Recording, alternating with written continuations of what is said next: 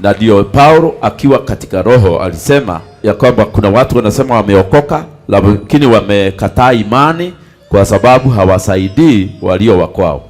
Akasema mtu yoyote hasaidii watu wa kwao ni mbaya kuliko kafiri. Tunaenda kwetu ndio tuweze kutoka bila kuzuiliwa. Na wale watu ambao wanapinga wewe katika imani wakitoka kwa family wako na ushungu kuliko watu wale wa neighbors. Kama unapingwa na damu yako, maana wadugu na wadada, hii watu unaona hapa wakikaripia watu, kukaripia ni kukemea. Wewe nyamaseni, mnasubua Yesu. Mnasema kelele hii ni ya nini? Brethren, kuna wakati hiyo kelele inatokanga kwa family members. Hiyo ndio inaitwa my blood is fighting me. Damu yangu inanipiga. Na wadugu na wadada, afadhali upigwe na Nairobi mzima na usipigwe na family members, especially wale mmezaliwa nao wakiwa Kakudi. Wanakupiga mpaka unasikia hakuna haja ya kuwa life. Suicide nyingi zinafanyika Kenya. Watu kujitia kitanzi. Si kuna tajwa mzazi? Amusikiangi kuna tajwa mzazi. Ukisikia vijana wamejiua, sio likely walikosania shule. Likely ni kwamba there is a parent involved. Angalia suicide zote umesikia hivi karibuni, uone kuna mzazi amehusika. Unaona mtu atataja baba yangu, mama yangu, hawanipendi, walisema. Kwa hivyo ni kumaanisha ya kwamba huyu kijana ijapokuwa ameenda secondary akafanywa monetization na wengine, akashogoana na wengine, pengine akaenda akashekelewa, akapitia kwenye jaribu nyingi za peers, yani peers ni age mates, lakini hakujiua mpaka damu ile ilimleta duniani imwelekee, imwambie wewe ni bure. Mpaka ile damu ilikuzaa ikuelekea ikuambia hautaolewa na huyo. Hapo ndipo watoto huwa wanajitia kitanzi. The battle of blood exceeds any other battle in the world. Na ndio unaona wakati Yesu alitokea kwa huduma akiwa na miaka 12, I think alikuwa ametokea mapema. Wale walimrudisha nyuma ni nani? Ni mama yake na baba yake Joseph. Wakamuuliza, uko wapi? Akasema, hamkujua nitakuwa katika nyumba ya baba. Hii inatuonyesha kwamba hata Yesu mwenyewe akajua akikosa kutuliza hii damu yake arudi, wasikizane, ministry yake itakuwa na interference. Ninaomba watu wale wote mnapigwa na damu, sasa hiyo vita ianze kuzimwa katika jina la Yesu. Ninaamini nimesimama kwa madhabahu ya Mungu. Na kwa madhabahu ya Mungu ndio kuko na nguvu na uwezo wote. Vita za damu tumeanza kuzizima katika jina la Yesu. Nani kwa Biblia alipigwa na damu? Angalia kwa Biblia utaona watu wengi ambao they were attacked by their own blood. Imagine mtu ambaye alikunyonyesha akisema hukuangi na akili. Noe wajira vitu ndali akili. Hiyo ikisema na Harrison Ng'ang'a unaweza kusema ajana na Harrison Ng'ang'a. Lakini ikisema na mama aliyekunyonyesha kwamba hukuangi na hisi, unaona ukisaidika?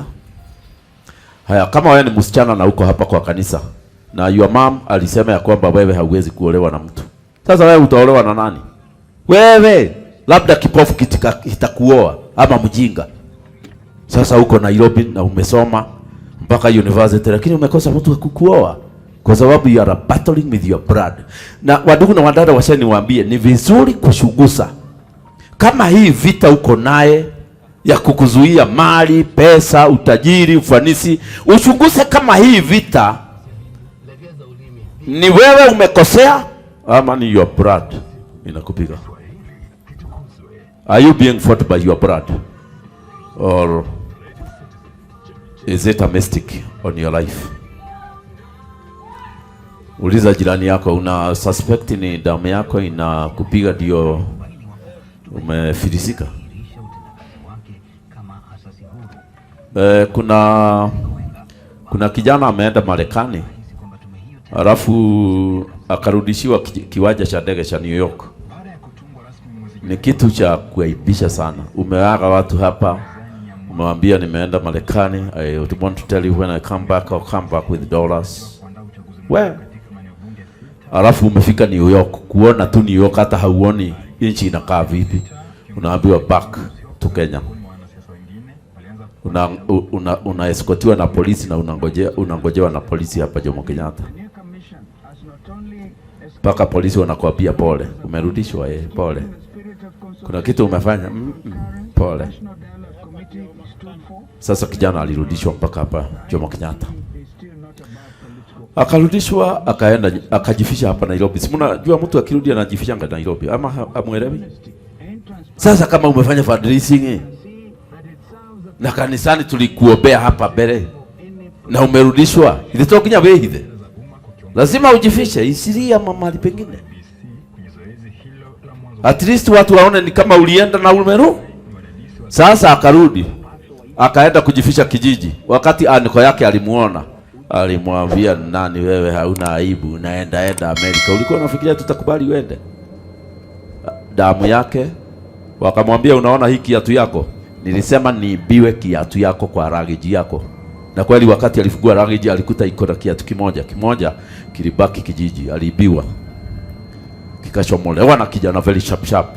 Akapelekea aniko yake akasema, unaona hii kiatu yake, atarudia kutoka Amerika. Sasa wakati alifika New York, alirudi kijiji kwa sababu ya kiatu.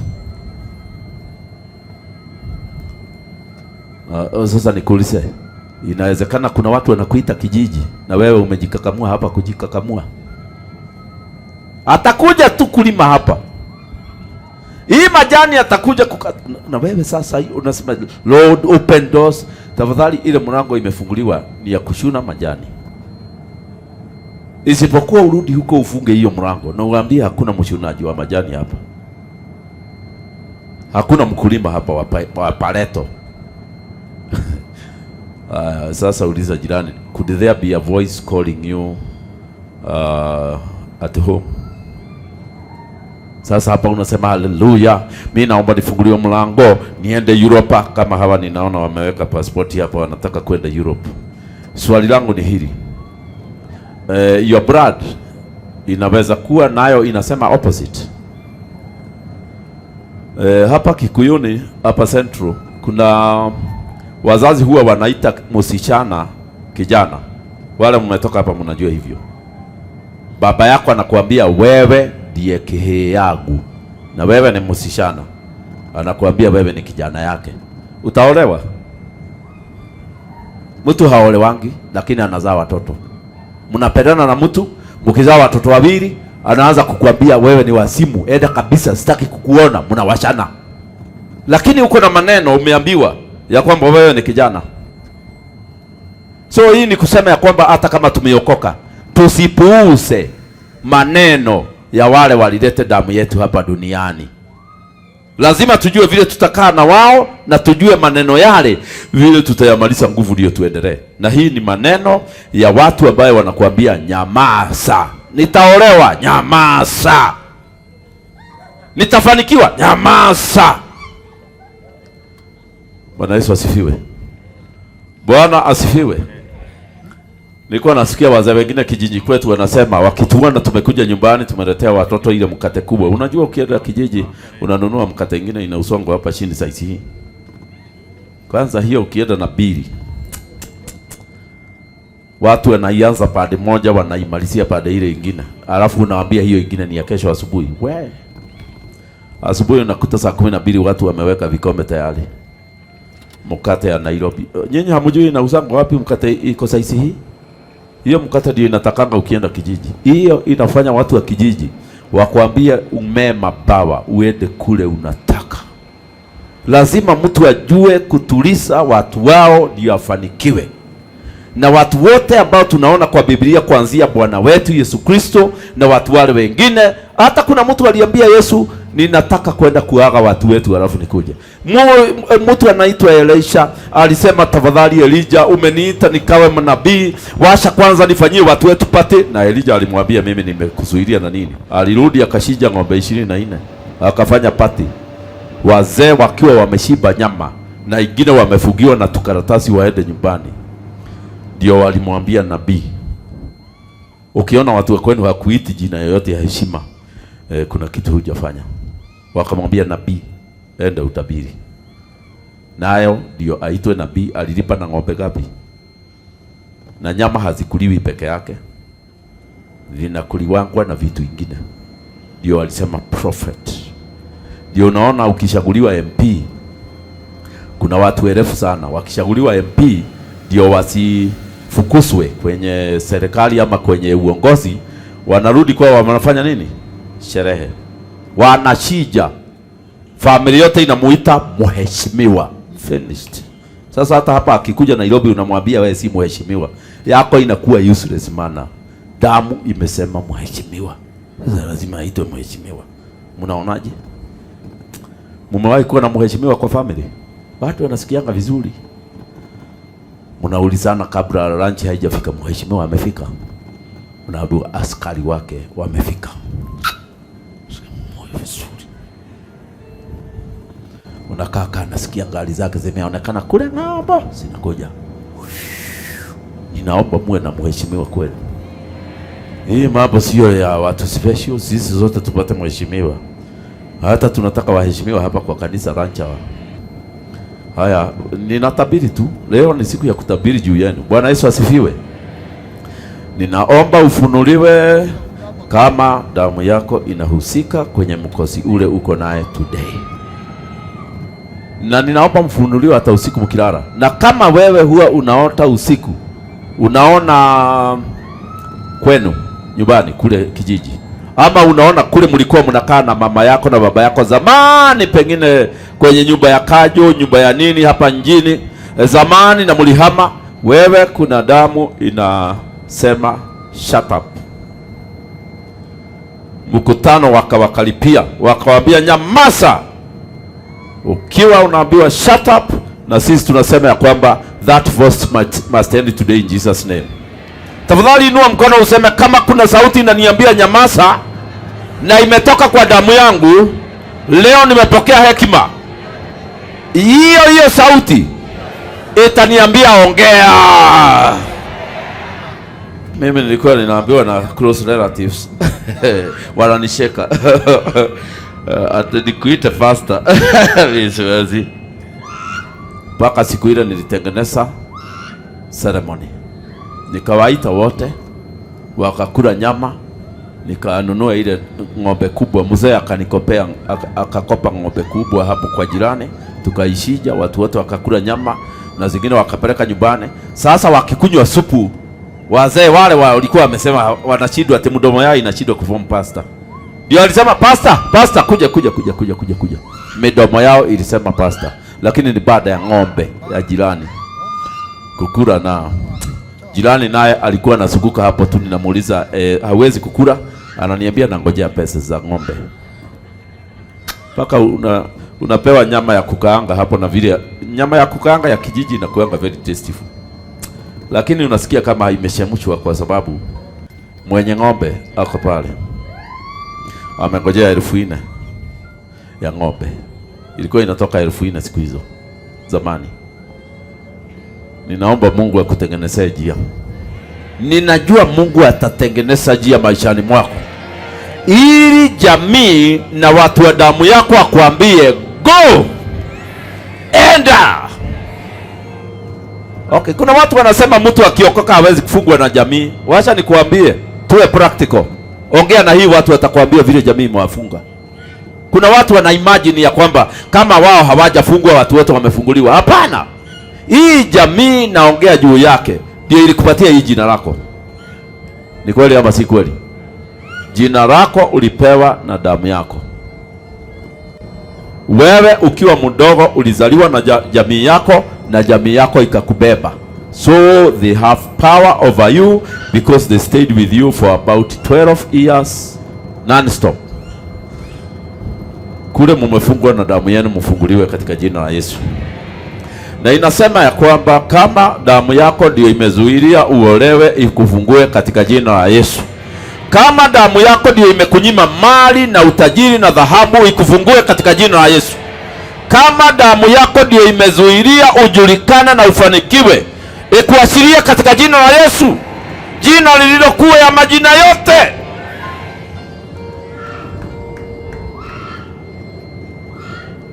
Sasa tumeamuru ile voice inasema nyamaza iseme ongea. Wale wadada ambao unaenda kupata kazi kubwa, baba yako anasema anasurura tu Nairobi, atasurura atukute hapa. Hiyo sauti tunataka kunyamasisha katika jina la Yesu. Ile sauti inaongea ikiwa nyumbani, inasema ya kwamba hakuna mahali unakwenda, please go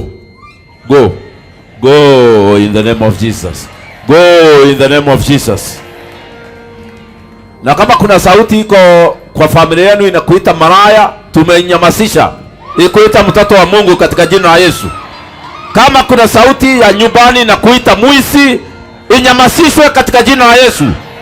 Kama kuna sauti ya nyumbani inakuita murogi, tunasema inyamaze katika jina la Yesu. Nataka kuona kwa mikono. Ni wangapi wana suspect kuna sauti inasema wanyamaze imetoka family? La, karibu nyote. Mimi tu ndio, mimi sina sauti sahihi, lakini nilikuwa na sauti nyingi. Ng'ang'ano kamengere no karehunjithia na haria. Kamengere ilikuwa ni mimi. Kalikuwa kanaulizwa kama kanaendelea kuhubiri na pale. Hiyo sauti kitoka nyumbani ni very powerful. Nikikuja kuhubiri watu wananiambia hawashiki. Hata kuna mtu aliniambia, nilikuangalia Sunday nikaona ufungue biashara, uacha kujifanya umeitwa na haujaitwa. Mimi naye kuna sauti ilikuwa inasema hivyo, na ndio Paulo akiwa katika roho alisema Bwana Yesu asifiwe, kwenye 1 Timothy chapter 5 alisema ya kwamba ya kwamba kuna watu wanasema wameokoka lakini wamekataa imani kwa sababu hawasaidii walio wa kwao. Akasema mtu yoyote hasaidii watu wa kwao ni mbaya kuliko kafiri. Tunaenda kwetu ndio tuweze kutoka bila kuzuiliwa. Wakikuyu wanasemanga wega umaga nako na jogumajaga. Yes, hiyo ni kusema wale hawasikii Kikuyu ni kusema ya kwamba ukiona mtu tu iko na grace, angalia kwao kule ametoka. Ukiona fibo mzuri, angalia mahali iling'olewa.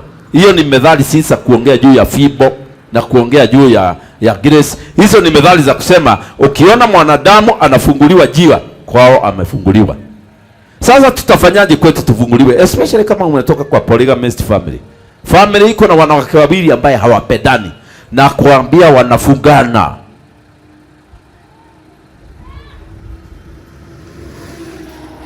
Na by the way, unaweza kuwa na wewe ndiye unaambia mtu anyamaze. Ati aliajiriwa kazi gani?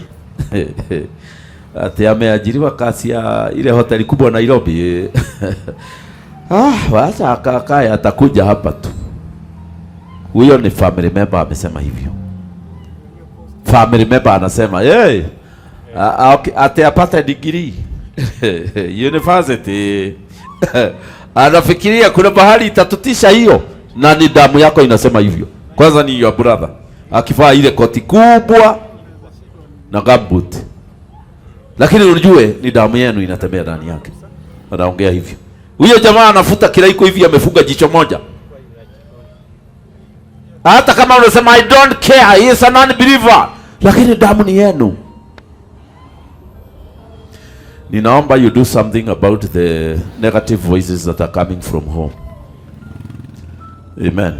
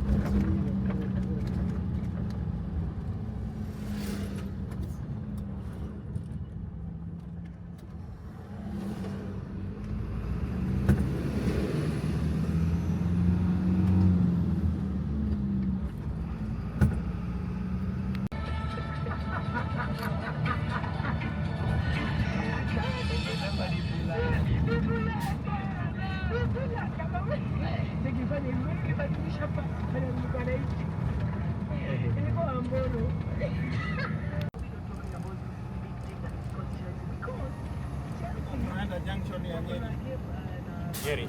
Nyeri Junction.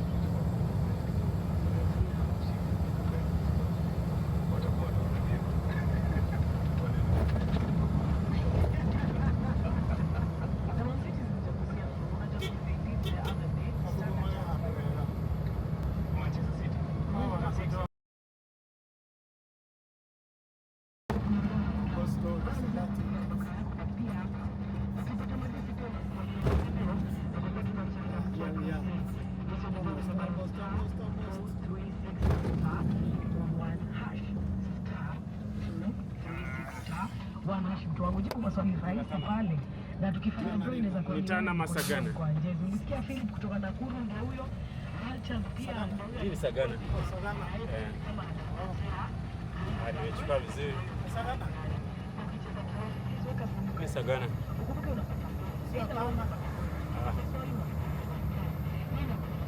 Tana pa ni Tana.